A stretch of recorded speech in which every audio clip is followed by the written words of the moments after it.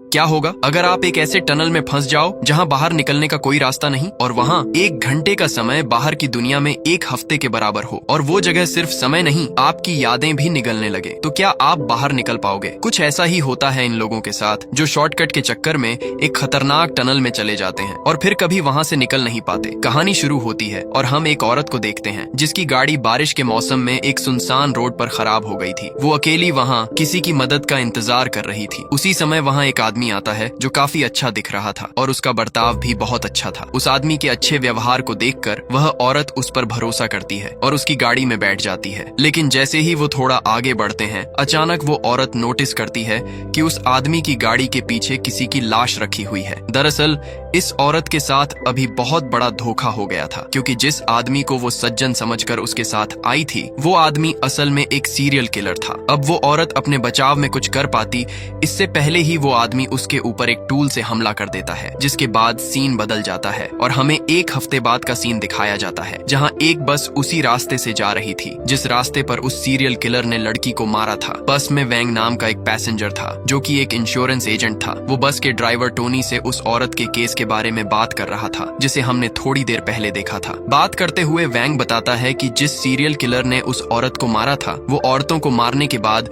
उनकी बॉडी का कोई हिस्सा काट कर अपने पास रख लेता था, ज्यादातर शादीशुदा औरतों की छोटी उंगली। ये सुनकर बस के सारे लोग हैरान रह जाते हैं क्योंकि इस बात की जानकारी किसी को नहीं थी। लेकिन अभी कोई इस बात पर ज्यादा ध्यान नहीं देता। तभी अचानक बस के रेडियो से सबको पता चलता है कि आगे सड़क पर एक एक्सीडेंट हुआ है और रोड को ब्लॉक कर दिया गया है। ये सुनकर सब लोग परेशान हो जाते हैं क्योंकि सबको अपने काम पर टाइम से पहुंचना था। इसलिए टोनी बस को एक कच्चे रास्ते की ओर मोड़ देता है, पर थोड़ी ही दूर जाने के बाद बस के सामने एक सुरंग आ गई जहां से टोनी पहले कभी नहीं गुजरा था। वो उस सुरंग के रास्ते आगे बढ़ने लगा। उसी समय बस में बैठी एक लड़की झिंग फोन पर किसी से बात कर रही थी, लेकिन अचानक वह गुस्से में आ जाती है और अपना फोन खिड़की से बाहर फेंक देती है, लेकिन किसी ने उस पर ज्यादा ध्यान नहीं दिया। टोनी बस आगे बढ़ाता रहा, लेकिन तभी अचानक सुरंग में एक आदमी उसकी बस के सामने आ गया। इस सुनसान सुरंग में वो अकेला क्या कर रहा था ये सोचकर सब डर गए, लेकिन वो आदमी एक पैसेंजर बनकर बस में चढ़ गया जिसका नाम चियान था। इसी दौरान हम ली नाम के एक आदमी को देखते हैं जो बस में बैठकर अखबार पढ़ रहा था। अचानक उसकी नजर अखबार में छपी चियान की फोटो पर पड़ती है। ली ने देखा कि ये आदमी तो एक वांटेड क्रिमिनल है, लेकिन वो बिना बात खतरा मोल नहीं लेना चाहता था, इसलिए कुछ नहीं बोला। अब टोनी को बस चलाते हुए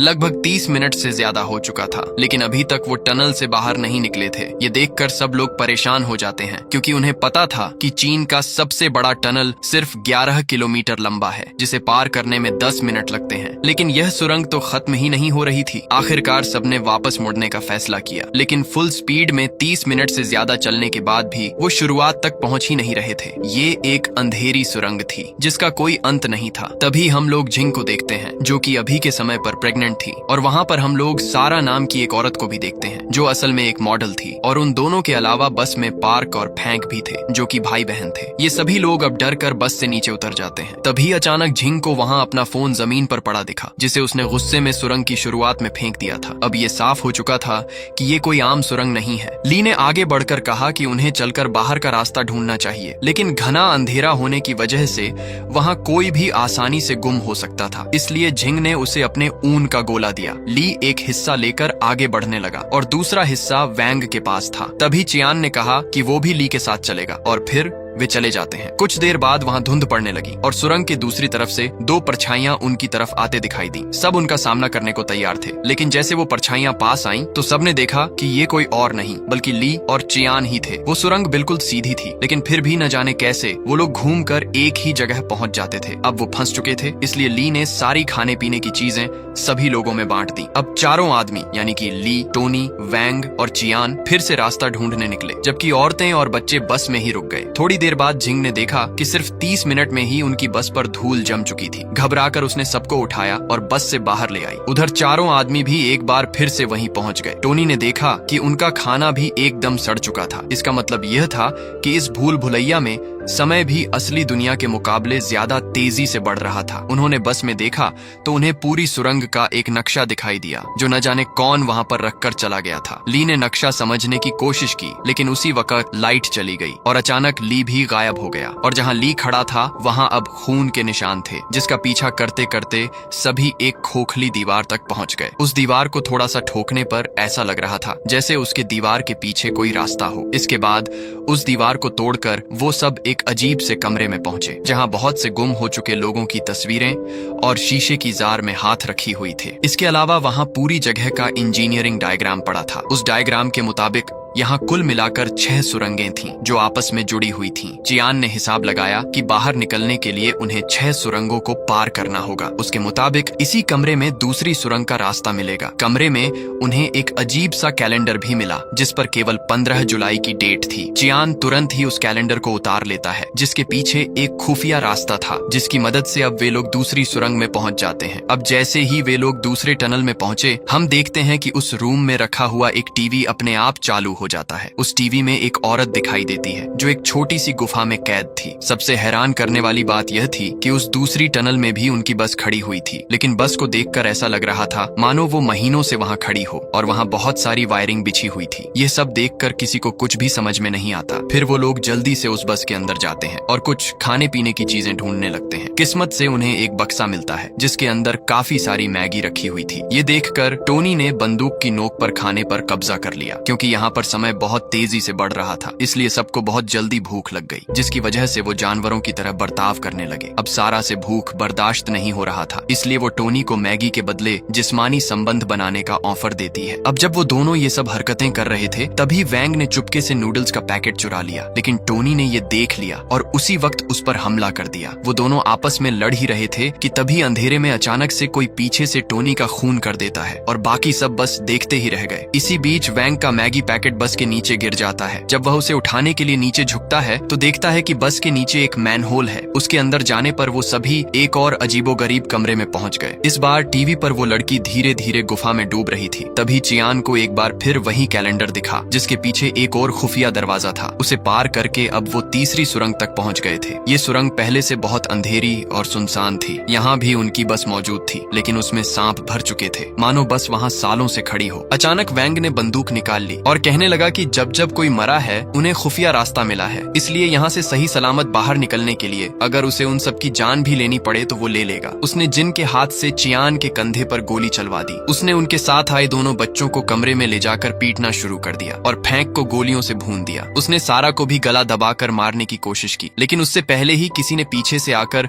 उसका काम तमाम कर दिया। उसकी मौत के बाद अब उन लोगों को एक और खुफिया रास्ता मिला जो चौथी सुरंग में खुलता था। वहाँ पहुँचते ही उन्हें माहौल कुछ अजीब सा महसूस होता है। सबको अलग अलग तरह के भ्रम होने लगते हैं। उसी दौरान सारा को बहुत अजीब महसूस होता है, इसलिए वह पास खड़ी बस में जाकर बैठ जाती है। लेकिन सारा को वहाँ अजीबोगरीब लोग दिखाई देने लगे, जिससे डर कर वो बस से बाहर भागी और भागते हुए वो एक ऐसी जगह पहुंच गई जहां उसके चारों ओर लाशें ही लाशें थीं। वहीं उसे एक शीशा दिखा जिसमें देखते ही किसी ने उसे पीछे से मार डाला। दूसरी तरफ जिंग की डिलीवरी हो चुकी थी और अब चियान, पार्क और जिंग अपने बच्चे के साथ आगे बढ़ रहे थे, लेकिन रास्ते में ही जिंग का बेटा मर गया, जिसकी वजह से अचानक जिंग ने अपना मानसिक संतुलन खो दिया और एक चाकू से चियान को भी मार डाला। इससे घबराकर अचानक चियान की आंख खुली तो वो एक सीक्रेट हॉस्पिटल में था। ये जगह दरअसल एक मिलिट्री लैब थी। वहाँ मौजूद सैनिकों की बातचीत से हमें पता चलता है कि वो सीरियल किलर जिसे हमने फिल्म की शुरुआत में देखा था, उसका नाम जेम्स था और वो औरत जिसने उससे लिफ्ट मांगी थी वहाँ सियारा थी जिसे उसने मार दिया था। दरअसल सियारा मरी नहीं थी, बल्कि उस किलर जेम्स ने उसे किडनैप कर लिया था। बाद में पुलिस को जेम्स की एक लोकेशन का पता चल गया। जब पुलिस उसे पकड़ने की कोशिश कर रही थी तो जेम्स की गाड़ी का एक्सीडेंट हो गया और वो कोमा में चला गया। इसलिए सियारा का पति चियान खुद जेम्स के सबकॉन्शियस माइंड में जाने का फैसला करता है ताकि वो वहाँ जाकर जेम्स से बात कर सके और सियारा का पता निकाल सके। असल में चियान एक साइकोथेरेपिस्ट था और उसने कई साल एक ऐसी मशीन बनाने में लगाए थे जो किसी की सबकॉन्शियस माइंड के अंदर जाने की क्षमता रखती थी, यानी कि अब तक जो कुछ भी हुआ वह जेम्स के दिमाग में चल रहा था। चियान मिलिट्री जनरल से बात करता है और बताता है कि उसने जेम्स के मन में एक टनल देखी थी और साथ ही सियारा को एक गुफा जैसी जगह में देखा था जहां वो डूब रही थी, लेकिन उसे अब तक यही पता चल पाया था कि उसकी पत्नी किसी नदी के आसपास कैद है। लेकिन तेज बारिश की वजह से अगले 36 घंटों में नदी के आसपास की सारी गुफाएं पूरी तरह पानी से भर जाएंगी। चियान ने आर्मी ऑफिसर को उसे बार बार दिखने वाली तारीख 15 जुलाई के बारे में भी बताया, जिसके बाद ऑफिसर ने कहा कि इसी दिन जेम्स के माँ बाप की मौत हुई थी। उसकी माँ एक मॉडल थी और पिता एक इंश्योरेंस एजेंट। एक दिन जेम्स के पिता को पता चला कि उसकी पत्नी का अपने ड्राइवर के साथ अफेयर है। गुस्से में उसने जब उससे बात करने की कोशिश की तो जेम्स की माँ ने पहले अपने पति को मारा और फिर खुद सुसाइड कर लिया। असल में जेम्स खुद एक टनल इंजीनियर है, इसीलिए जब वो कोमा में गया तो उसने अपने दिमाग में एक खतरनाक सुरंग बनानी शुरू कर दी, जो उसके दिमाग की तरह ही एक भूल भुलैया थी। बचपन के इसी ट्रॉमा की वजह से जेम्स ने अपने दिमाग में कई पर्सनैलिटीज बना ली थी। इसका मतलब बस के अंदर जितने लोग हमने देखे थे वो असल में जेम्स की अलग अलग शख्सियत थी। टोनी जेम्स के गुस्से और डोमिनेंट नेचर को दिखाता था, ली उसकी मददगार और फ्रेंडली साइड को, सारा उसकी माँ जैसी थी जो अपने फायदे के लिए किसी से भी समझौता कर लेती थी। वांग एक इंश्योरेंस एजेंट था जिसमें जेम्स के पिता की झलक थी। वैंग और पार्क जेम्स के बचपन के डर और मासूमियत को दर्शाते थे और जिंग उसकी सॉफ्ट लेकिन चालाक साइड थी। इन सब के अलावा एक और पर्सनैलिटी थी जो बाकी सबको मार रही थी। किसी को नहीं पता था कि वो कौन है। यह सब सुनकर जनरल चियान को कहता है कि वह जेम्स से सीधी बात करे, क्योंकि अब तक चियान सिर्फ उसकी अलग अलग पर्सनैलिटीज से बात कर रहा था। चियान दोबारा जेम्स के दिमाग में प्रवेश करता है और उससे पूछता है कि सियारा कहाँ है, पर जेम्स कुछ नहीं बताता। उसकी बातों से हमें पता चलता है कि जेम्स